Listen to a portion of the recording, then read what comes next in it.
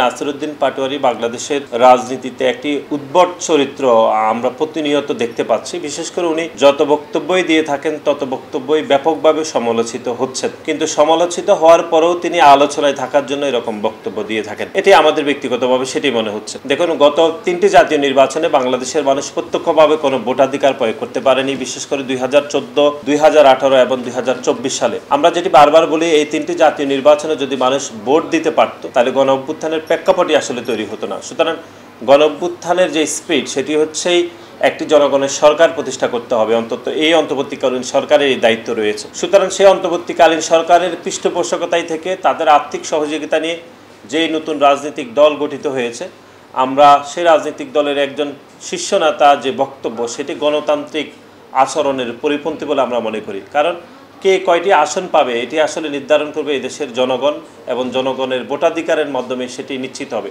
সুতরাং বাংলাদেশ জাতীয়তাবাদী দল কতটি আসন পাবে বা কতটি আসন পাবে না এটি এখতিয়ার করা বা ভবিষ্যৎবাণী করা কোনোভাবে একজন রাজনৈতিক কর্মী হিসাবে সমীচীন নয় বলে আমরা মনে করি। আমরা বাংলাদেশ জাতীয়তাবাদী দল যখনই রাষ্ট্র ক্ষমতায় এসেছে ততবারই জনগণের ভোটের মাধ্যমে এবং প্রত্যক্ষ ভোটের মাধ্যমে রাষ্ট্র ক্ষমতায় রয়েছে। সুতরাং আমাদের দল কয়টি আসন পাবে বা কয়টি আসন পাবে না এটি নির্ধারণ করার একমাত্র নিয়ামক শক্তি হচ্ছে বাংলাদেশের জনগণ, এবং বাংলাদেশের জনগণের উপরে আমরা আস্থাশীল। সুতরাং এরকম বক্তব্য দিয়ে রাজনৈতিক মাঠ আসলে গরম করা যাবে, আলোচনায় থাকা যাবে, গণমাধ্যমের শিরোনাম হওয়া যাবে, কিন্তু প্রকৃত রাজনৈতিক কর্মী আসলে হওয়া যাবে না বলে আমরা মনে করি।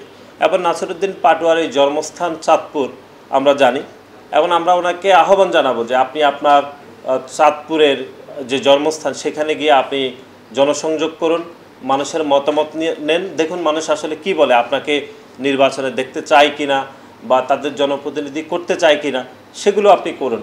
কিন্তু এগুলো না করে আপনি বক্তব্য দিচ্ছেন, শিরোনাম হচ্ছেন, এটি হয়তো আপনার সাময়িক সময়ের জন্য আপনার হয়তো ভালো লাগছে, কিন্তু আমরা ব্যক্তিগতভাবে মনে করছি একজন রাজনৈতিক কর্মী হিসাবে ভবিষ্যতে আপনি জনগণের আসলে আস্থায় কোনোভাবে যেতে পারবেন না।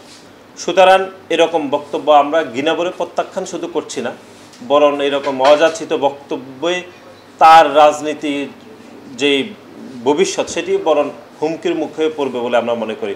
এবং আমরা যারা ঢাকা বিশ্ববিদ্যালয়ে রাজনীতির সাথে গত অনেক বছর ধরে সম্পৃক্ত ছিলাম, আমরা সকলেই জানি নাসিরউদ্দিন পাটোয়ারি চরম বিতর্কিতভাবে তার রাজনীতি করেছেন, এবং একাধিক রাজনৈতিক দল তিনি অদল বদল করেছেন, এবং ভবিষ্যতেও তিনি যে এনসিপিতে থাকবেন কিনা বা নতুন দল করবেন কিনা এগুলো জনমনে সংশয় রয়েছে। সুতরাং এরকম বিতর্কিত একটা ব্যক্তির বক্তব্য নিয়ে আলোচনাও আসলে খুব বেশি প্রাসঙ্গিক বলে আমরা মনে করি না।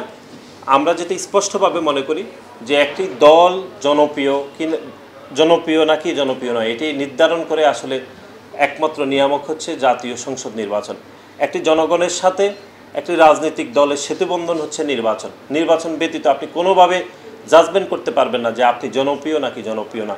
আমরা প্রায় বলে থাকি যে আমাদের দলের চেয়ারপারসন দেশনেত্রী বেগম খালেদা জিয়া বাংলাদেশের সবথেকে জনপ্রিয় রাজনীতিবিদ।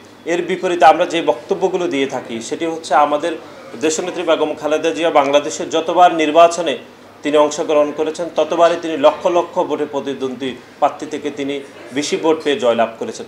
সুতরাং একজন রাজনীতিক কর্মীর বা রাজনীতিবিদের প্রথম পরিচয় হচ্ছে যে তাকে নির্বাচনে জয়লাভ করতে হবে, নির্বাচনে জয়লাভের মাধ্যমেই তার জনপ্রিয়তায় পরীক্ষা সে উত্তীর্ণ হবেন। সুতরাং নাসিরউদ্দিন পাটোয়ারির যে বক্তব্যগুলো দিয়ে থাকেন প্রতিদিন এগুলো শুধু রাজনৈতিক মাঠ গরমের বক্তব্য বলে মনে হয়।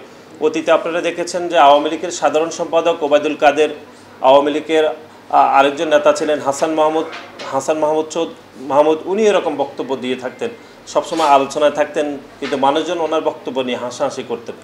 এখনও নাসিরউদ্দিন পাটোয়ারির বক্তব্য নিয়ে কিন্তু মানুষজন ব্যাপক হাসাহাসি করে থাকেন, ওনাকে নিয়ে রসবোধ করে থাকেন। সুতরাং এরকম বক্তব্য কোনোভাবে কাম্য নয় বলে আমরা মনে করি।